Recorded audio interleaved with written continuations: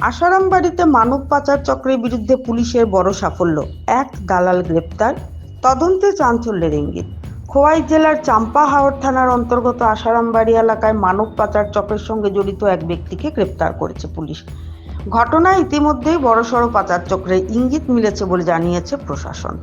আশঙ্কা করা হচ্ছে এই মানব পাচার চক্রের জাল ও চেইন খোয়াই শহর পর্যন্ত পৌঁছতে পারে।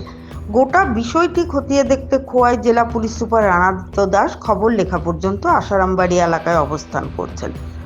এদিকে পুলিশ সূত্রে জানা গেছে, গোপন তথ্যের ভিত্তিতে রবিবার সকালে খোয়াই জেলার পুলিশ সুপার রানাদিত্য দাসের নেতৃত্বে বিশেষ অভিযান চালানো হয় আশারামবাড়ি এলাকায়। অভিযানে চাম্পা হাওর থানার পুলিশও অংশ নেয়। তল্লাশি চালিয়ে মানব পাচারের সঙ্গে জড়িত সন্দেহে এক ব্যক্তিকে আটক করা হয়। তার নাম শঙ্কু ওরফে সুদীপ দাস, পিতা শ্যামল দাস, বাড়ি আশারামবাড়ি, খোয়াই। প্রাথমিক তদন্তে জানা গেছে এই ব্যক্তির সঙ্গে আরও বড় একটি আন্তঃজেলা পাচার চক্র জড়িত থাকতে পারে। পুলিশ ধারণা করছে এই চক্রের যোগাযোগ খোয়াই শহর পর্যন্ত বিস্তৃত। এসপি রানাদিত্য দাস জানিয়েছেন, ঘটনাটি অত্যন্ত স্পর্শকাতর। পুরো চক্রটিকে ধরতে আমরা গোটা এলাকা তন্ন তন্ন করে খুঁজে দেখছি। তদন্তের অগ্রগতি অনুযায়ী আরও কয়েকজনের নাম সামনে আসতে পারে।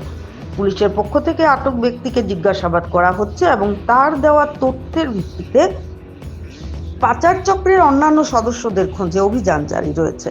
সূত্রের দাবি, খুব শিগগিরই আরও বড় মাছ ধরা পড়তে পারে।